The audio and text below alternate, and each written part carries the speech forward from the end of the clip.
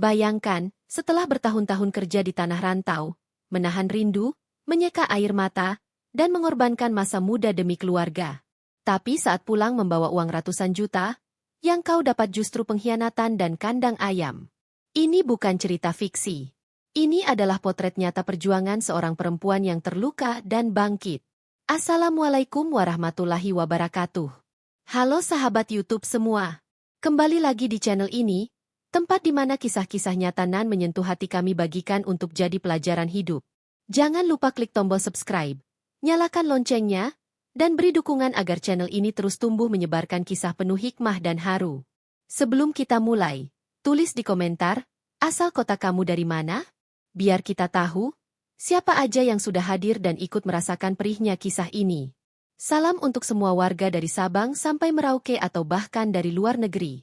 Di sudut kecil sebuah desa terpencil di pelosok Jawa Timur, hiduplah seorang gadis sederhana bernama Rukiah. Ia bukan siapa-siapa. Tak terkenal, tak memiliki apa-apa. Selain doa-doa panjang ibunya yang setiap malam membisikkan harapan pada langit yang sama sekali tak memberi tanda. Rumahnya berdinding kayu reyot, berlantaikan tanah, dan beratapkan genteng bocor yang kalau hujan datang, seolah ikut menangis bersama penghuninya. Rukiah adalah anak sulung dari 3 bersaudara. Sejak kecil, hidupnya penuh kerja keras. Bangun sebelum fajar, membantu ibunya menanak nasi, menyapu halaman, lalu ikut bapaknya ke sawah. Sekolah hanya sampai SMP. Bukan karena tak mampu belajar, tapi karena tak ada uang untuk beli sepatu baru, apalagi bayar SPP. Meski begitu, semangatnya tak pernah padam. Ia tahu, hidup ini bukan tentang seberapa tinggi ijazah, tapi seberapa kuat bertahan menghadapi kenyataan. Satu-satunya impian Rukiah adalah sederhana, bisa membangun rumah bata merah untuk orang tuanya. Ia tak bermimpi punya mobil, tak mimpi keliling dunia, cukup rumah kecil dengan dapur bersih dan kamar untuk ibu bapaknya tidur tanpa digigit nyamuk atau kehujanan. Di usia 19 tahun, Rukiah memberanikan diri untuk mendaftar sebagai tenaga kerja wanita, TKW, ke Arab Saudi. Itu bukan keputusan mudah. Tapi ia sadar, kalau tetap tinggal di kampung, hidupnya akan stagnan. Ia tak mau jadi beban. Ia ingin jadi tulang punggung. Maka dengan restu setengah hati dari ibunya, dan tangis diam-diam dari ayahnya yang tak pandai mengungkapkan rasa, Rukiah berangkat meninggalkan tanah kelahiran. Hari itu, pagi masih gelap saat ia naik bus ke kota. Tas hitam berisi baju secukupnya di punggung, dan dalam dadanya, berdesakan antara harapan dan rasa takut yang tak terbendung. Di terminal, sang ibu sempat berbisik, "Nak, jangan pulang sebelum kamu berhasil." Dan Rukiah hanya menjawab dengan anggukan, sambil menyeka air mata yang tak ia izinkan jatuh. Sesampainya di Arab Saudi, ia ditempatkan di rumah sebuah keluarga besar di Riyadh. Rumah mewah, bertingkat, tapi isinya penuh pekerjaan. Ia bekerja sebagai pembantu rumah tangga, mulai dari mencuci baju, menyetrika, membersihkan rumah, memasak, hingga mengurus anak. Bangun jam 4 pagi, tidur jam 11 malam. Tidak ada libur. Tidak ada waktu untuk mengeluh. Hari-harinya berat. Terkadang, majikan marah hanya karena segelas teh terlalu manis.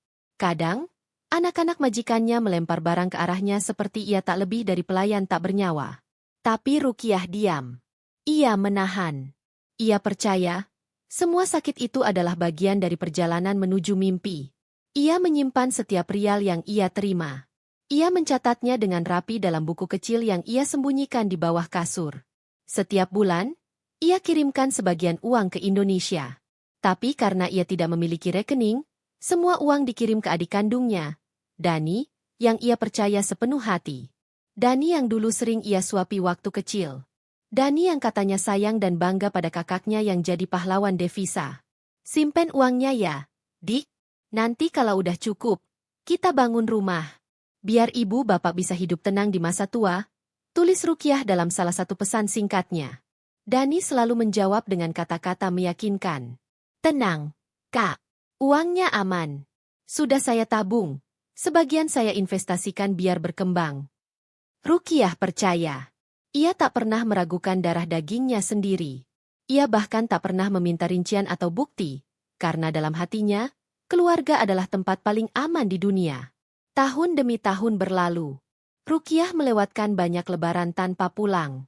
Ia menahan rindu, menolak cinta dari sesama TKI di tanah rantau, dan menyimpan semua gajinya demi satu tujuan, rumah untuk ibu dan bapak.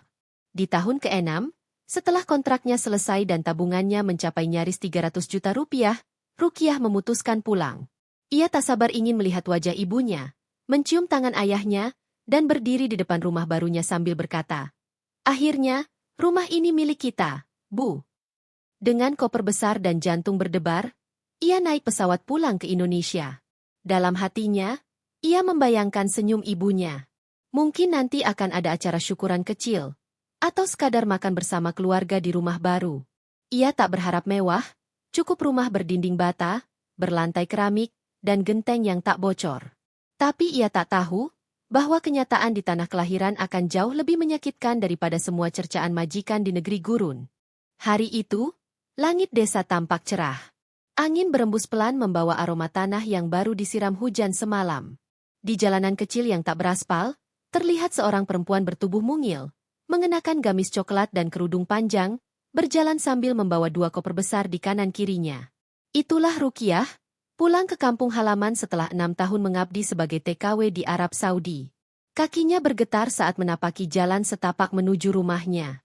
Setiap langkah terasa seperti menginjak kenangan. Rumah tua itu masih tampak sama seperti dulu. Dinding papan, lantai tanah, dan pekarangan yang penuh semak. Tapi di balik kerinduan itu, ada satu pertanyaan menggelayut dalam dadanya. Di mana rumah baruku? Rumah impianku? Rumah yang katanya sudah dibangun Dani dari uangku? Sesampainya di halaman, Rukiah disambut ibunya yang langsung memeluknya erat. Pelukan itu basah oleh air mata. Bukan hanya karena rindu, tapi karena perasaan bersalah yang sudah lama dipendam. Ayahnya berdiri di kejauhan, matanya berkaca-kaca, tapi mulutnya terkunci rapat. "Bu, rumah barunya mana?" tanya Rukiah dengan suara pelan, nyaris berbisik. Ibunya terdiam. Tak menjawab, hanya menunduk. Lalu dari samping, muncul Dani, adik yang selama ini dipercaya untuk menyimpan dan mengelola uang. Wajahnya datar, tapi terlihat gugup. "Kak, bisa kita bicara sebentar?" katanya tanpa menatap mata kakaknya. Mereka duduk di kursi reot di beranda rumah tua itu. Dani mulai bicara dengan nada ragu. "Kak, uang yang dulu kakak kirim sebagian besar sudah habis." Rukiah mengernyitkan dahi. "Habis? Maksudmu?" Dani menunduk. "Awalnya aku tabung. Tapi karena nilai tukar waktu itu tinggi, aku tergoda buat putar uangnya di usaha jual beli motor bekas. Awalnya untung, tapi lama-lama rugi. Lalu aku coba bisnis ayam potong. Gagal juga. Akhirnya uangnya pelan-pelan habis nggak kerasa." Suasana tiba-tiba sunyi. Rukiah seperti kehilangan suara. Mulutnya terbuka, tapi tak ada sepatah kata pun yang keluar. Dunia seperti berhenti berputar sejenak. Semua kerja kerasnya, bertahun-tahun menahan lapar, menahan hinaan, menahan rindu, ternyata hancur di tangan adik kandungnya sendiri. "Berarti, rumah yang kamu bilang sudah dibangun itu?" bisik Rukiah, nyaris tak terdengar. Dani menghela napas panjang. "Itu, aku bohong. Aku bilang begitu biar kakak tetap semangat kerja." Detik itu juga, tubuh Rukiah lemas. Ia merasa seperti ditampar dunia. Dikhianati oleh orang lain itu sudah sakit. Tapi dikhianati oleh orang yang selama ini paling dipercaya? Itu lebih dari sekadar luka. Itu adalah penghancuran jiwa. Hari berganti, dan seluruh desa mulai tahu bahwa Rukiah pulang tanpa membawa apa-apa. Tidak ada rumah. Tidak ada toko. Tidak ada kendaraan. Hanya 2 koper dan tubuh yang penuh luka batin. Gosip cepat menyebar. Di warung, di pengajian, di pos ronda, nama Rukiah jadi bahan bisik-bisik. Ada yang mencibir, ada yang tertawa, bahkan ada yang bilang Rukiah dibohongi majikannya. Padahal yang menghabiskan uangnya adalah darah dagingnya sendiri. Yang lebih menyakitkan lagi, Dani seolah tak merasa bersalah. Ia tetap nongkrong di warung kopi, masih bisa tertawa, bahkan bilang pada orang-orang, "Salah sendiri dikasih tanggung jawab ke aku. Kan bisa aja Kak Rukiah simpan sendiri." Suatu sore, setelah pertengkaran hebat di rumah, Rukiah memutuskan pergi. Ia keluar dari rumah orang tuanya tanpa suara, hanya membawa 1 tas dan hati yang remuk. Ia tak ingin tinggal di bawah atap yang di dalamnya ada pengkhianatan. Tapi ia juga tak punya tempat lain. Dan disinilah ironi itu bermula.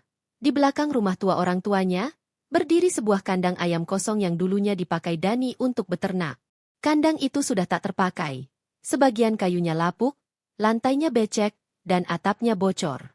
Tapi malam itu, Rukiah masuk ke dalam kandang itu dan tidur di sana. Hanya beralaskan kardus, berselimut kain tipis, dengan nyamuk yang berdengung sepanjang malam.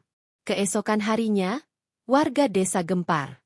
Mereka melihat Rukiah tinggal di kandang ayam bekas. Ada yang prihatin, ada yang diam saja, tapi tak sedikit yang malah menjadikan itu bahan tertawaan.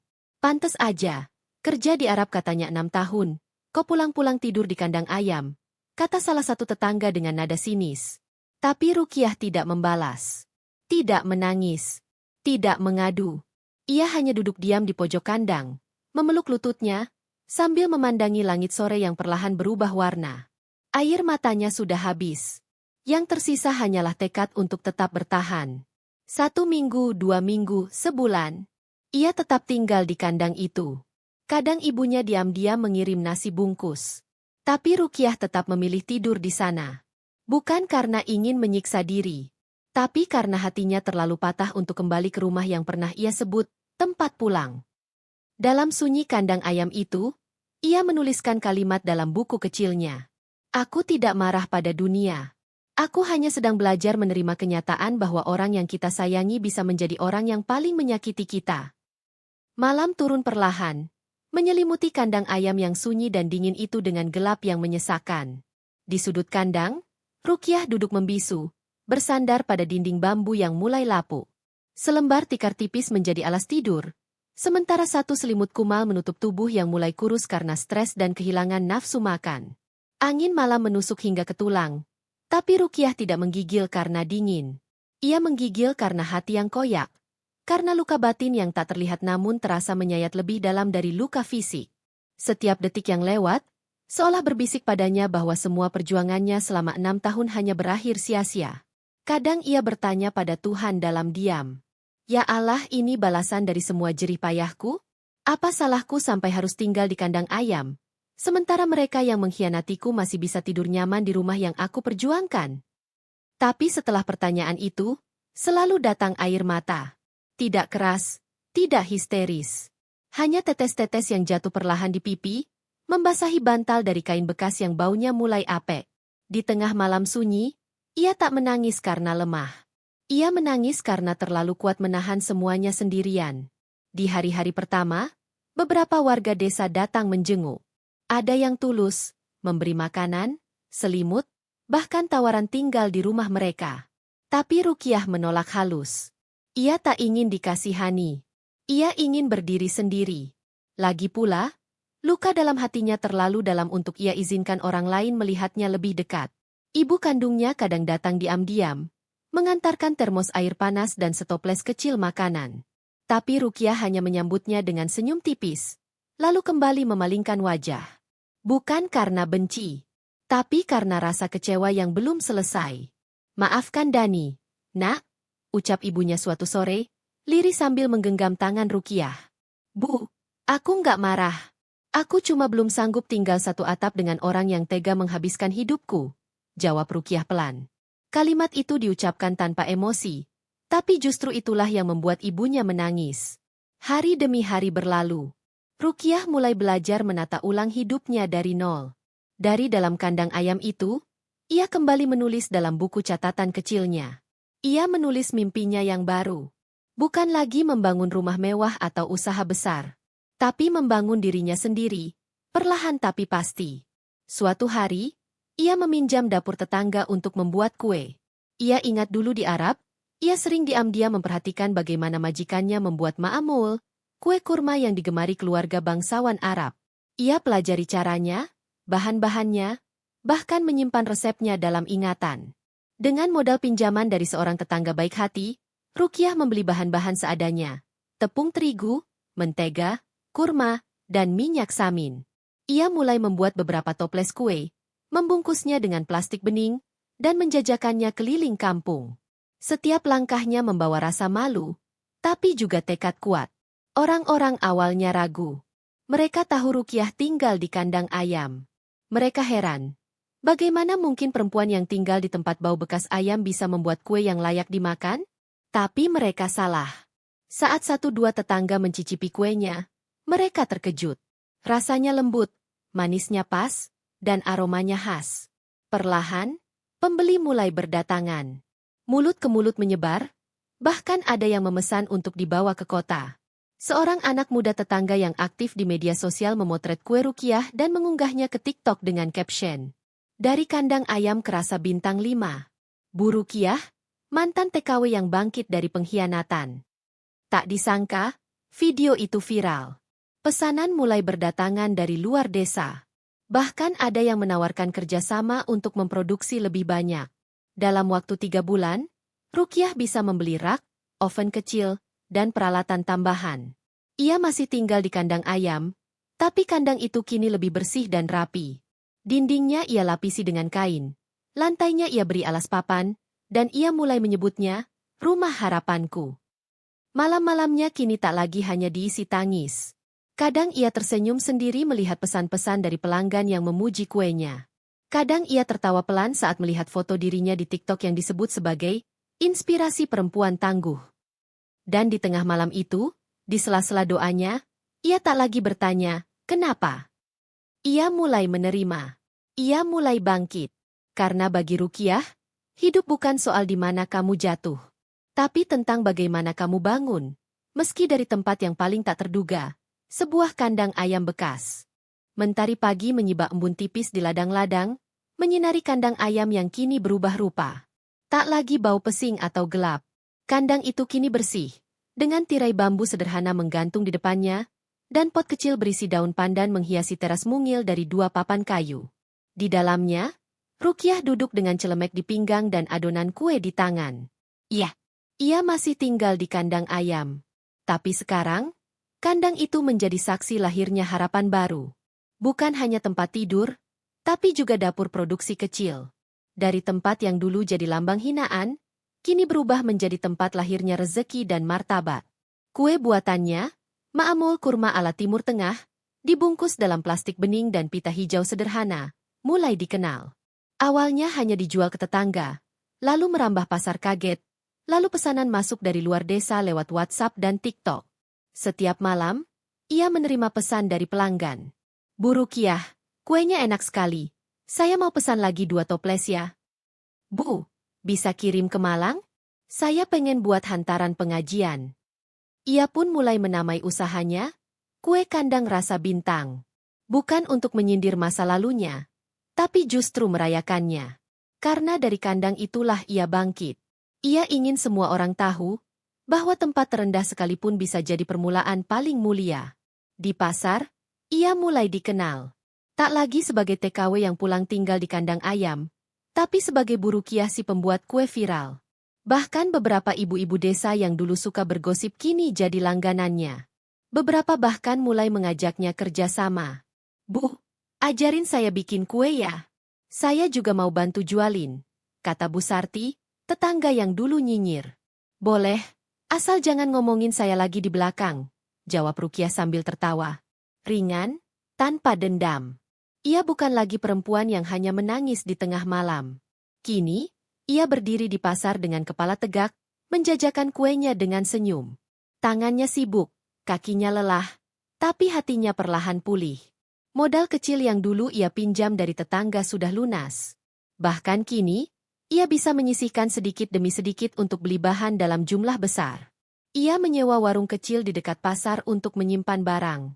Setiap sore, ia berkeliling naik sepeda tua, mengantarkan kue pesanan sambil membawa harapan.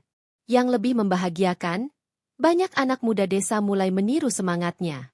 Mereka bilang, kalau Bu Rukiah aja bisa bangkit dari kandang ayam, masa kita kalah? Ia mulai diundang bicara di kegiatan PKK desa. Di situ, Rukiah berdiri di depan ibu-ibu, dengan suara tenang, bercerita tanpa mengeluh. Ia tidak menyalahkan Dani, tidak menyudutkan siapapun. Ia hanya berkata, "Jangan takut jatuh. Takutlah kalau kalian berhenti berjuang. Kadang, Tuhan merobohkan semuanya, Supaya kita belajar membangun dari fondasi yang lebih kuat. Kata-katanya sederhana, tapi menyentuh. Beberapa ibu menangis diam-diam. Sebagian muda-mudi mulai mengubah cara pandang terhadap TKW. Bahwa bukan hanya sekadar pembantu di luar negeri, tapi pejuang sunyi yang membawa harapan pulang dalam kantong luka. Sementara itu, Dani, adiknya yang dulu jadi sumber luka, kini tak lagi sering nongol di rumah. Bisnisnya bangkrut. Istrinya kabur.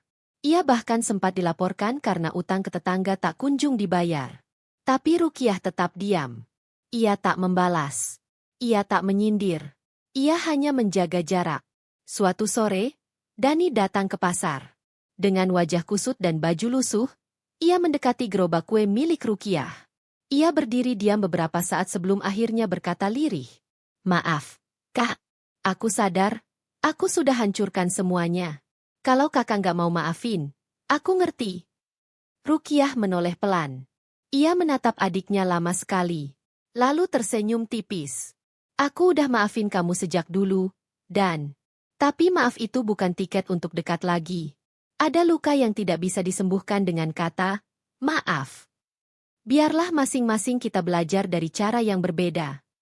Dani hanya menunduk, tak membalas. Tapi entah kenapa, dari senyum kakaknya yang penuh luka itu, ia justru merasa dihukum lebih berat dari apapun. Waktu terus berjalan. Nama, Bu Rukiah Kue Kandang, semakin dikenal. Ia mulai menerima pesanan dalam jumlah besar. Bahkan suatu hari, seorang YouTuber kuliner datang untuk meliput kisahnya. Video itu meledak.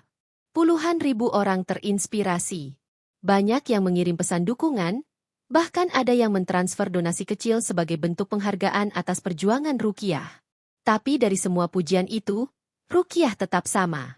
Ia masih tinggal di kandang ayam yang sudah ia sulap jadi rumah mungil. Ia masih membuat kue sendiri setiap pagi.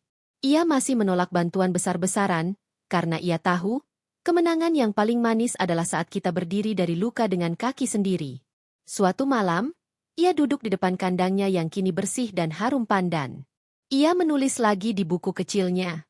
"Aku pernah jadi orang yang paling diremehkan di desa ini. Tapi aku tidak balas dendam. Aku balas dengan membuktikan. Karena perempuan kuat tak pernah benar-benar mati. Ia hanya istirahat sebentar untuk bangkit lebih tinggi." Angin sore berhembus lembut di antara ilalang yang mulai menguning. Di depan kandang ayam yang kini telah berubah rupa menjadi rumah mungil nan bersih, Rukiah duduk di bangku kayu dengan secangkir teh hangat di tangannya. Matanya menatap langit yang perlahan berubah jingga. Wajahnya tenang, tak lagi menyisakan luka segetir masa lalu. Tapi di balik ketenangan itu, ada satu hal yang belum selesai, hatinya sendiri. Namanya makin dikenal. Kue, Kandang Rasa Bintang, kini sudah dipasarkan lewat beberapa reseller hingga keluar kota. Seorang investor dari Surabaya bahkan pernah datang, menawarkan kerja sama produksi dalam skala besar. "Bu Rukiah, kami tertarik bangun pabrik kecil untuk kue ibu. Nanti kami yang modalin, ibu cukup jaga kualitas dan nama," kata si investor, seorang pria muda berpenampilan rapi. Tawaran yang dulu mungkin akan langsung ia terima. Tapi kini, Rukiah menunduk. Ia terdiam cukup lama, lalu menjawab dengan bijak. "Terima kasih atas tawarannya, Nak. Tapi untuk saat ini, biarkan usaha ini tumbuh perlahan. Seperti saya, yang belajar dari kandang ayam dulu, baru bisa berdiri begini." Sang investor tertegun. Tak menyangka jawaban seorang perempuan desa begitu dalam. Dan ya, Rukiah tak menolak karena tak mau berkembang. Tapi karena ia tahu, ketenangan dan proses jauh lebih penting dari sekadar angka dalam rekening. Ia tak ingin kehilangan kendali atas usahanya, apalagi kehilangan nilai perjuangan yang sudah ia rawat dengan peluh dan air mata. Namun, di saat semuanya terasa mulai membaik, sebuah kejadian kembali menguji hatinya. Suatu malam, Rukiah didatangi seseorang. Dani, adiknya, datang dengan seorang balita di gendongannya. Wajahnya jauh berbeda dari dulu. Lebih tirus, matanya kuyu, dan tubuhnya tampak lelah seperti manusia yang sudah berkali-kali gagal. "Ini anakku, Kak. Istriku udah ninggalin aku. Aku nggak sanggup rawat dia sendirian. Aku tahu aku nggak pantas minta tolong lagi. Tapi kalau kakak mau, tolong jaga anak ini sementara." Kata-katanya seperti pisau tumpul, tidak menyakitkan langsung, tapi menusuk perlahan ke dalam hati. Rukiah memandangi wajah balita itu. Bocah kecil tak berdosa yang lahir dari rahim pengkhianatan, tapi tak pernah tahu apa-apa. Matanya jernih, polos, dan wajahnya entah kenapa, mengingatkan Rukiah pada masa kecil Dani. Butuh waktu lama sebelum Rukiah menjawab. Ia bangkit, membuka pintu kandangnya, dan mempersilakan Dani masuk. Malam itu, untuk pertama kalinya dalam bertahun-tahun, dua saudara kandung itu duduk dalam satu ruangan tanpa kata-kata, hanya diam yang saling bicara. Setelah mengantar anaknya tidur, Dani kembali duduk. Tangannya gemetar, matanya basah. Kak, kalau kakak nggak mau maafin aku pun ngerti. Aku cuma minta satu hal, jangan benci anakku. Dia nggak salah apa-apa. Rukiah mengangguk pelan. Aku nggak benci kamu, dan aku juga nggak benci anakmu. Tapi tahu nggak, luka yang kamu kasih dulu itu bukan luka biasa. Itu luka yang tumbuh di dalam mimpi. Yang seharusnya jadi bahagia malah jadi reruntuhan. Katanya tenang. Dani hanya menunduk. Tapi, lanjut Rukiah, luka itu sudah lama aku obati. Bahkan, anakmu ini mungkin jadi obat terakhirnya. Hari-hari berikutnya, kandang ayam itu kembali jadi tempat hidup. Tapi bukan hanya Rukiah, kini ada tawa kecil anak balita yang menambah warna. Ia menyebut Rukiah, Bude. Dan dari sanalah, hati Rukiah mulai memaafkan secara utuh. Tak lama setelah itu, pemerintah desa setempat memberikan penghargaan kepada Rukiah sebagai perempuan inspiratif desa tahun ini. Ia diundang ke balai desa, diberi piagam, dan diminta menyampaikan sepatah dua patah kata.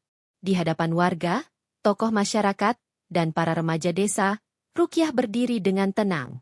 Ia mengenakan kebaya sederhana warna biru langit. Bukan mewah, tapi elegan dengan cara yang jujur. Ia menghela napas, lalu mulai bicara. Dulu saya pernah merasa hidup ini nggak adil. Saya kerja keras, kirim uang untuk bangun rumah. Tapi saat pulang, saya malah tinggal di kandang ayam. Tapi dari situ, saya belajar satu hal penting. Ia menatap ke arah warga, bahwa rumah yang sesungguhnya bukan bangunan dari bata dan semen, tapi tempat di mana hati kita kuat berdiri, walau pernah dijatuhkan. Semua yang hadir diam. Ada yang meneteskan air mata. Bahkan kepala desa pun tak kuasa menyembunyikan rasa haru. Selesai acara, seorang anak remaja perempuan menghampirinya. Bu Rukiah, saya juga punya mimpi. Tapi saya sering takut gagal. Takut diremehkan. Takut jatuh. Rukiah tersenyum, menggenggam tangan si gadis kecil. Nak, kamu tahu kenapa aku bisa kuat sekarang? Bukan karena aku nggak pernah jatuh. Tapi karena saat aku jatuh, aku nggak biarkan orang lain menguburku di situ. Hari itu, kisah Rukiah selesai ditulis oleh banyak media lokal. Tapi bagi dirinya sendiri, kisah itu baru dimulai. Kini ia tinggal di rumah kecil sederhana di dekat sawah. Bukan rumah mewah, tapi miliknya sendiri. Ia pindah dari kandang ayam, bukan karena malu, tapi karena sudah tiba waktunya tumbuh lebih tinggi. Tapi kandang itu masih berdiri. Tidak dihancurkan. Karena bagi Rukiah, disitulah hatinya pernah belajar apa arti hidup yang sesungguhnya. Dan di tembok dapur rumah barunya, tergantung tulisan tangan yang ia bingkai sendiri. Maaf tidak selalu harus diterima, tapi ikhlas harus selalu dijaga. Karena ketika hidup menghancurkanmu, Tuhan sedang menunggu untuk membangunmu kembali, dengan tanganmu sendiri.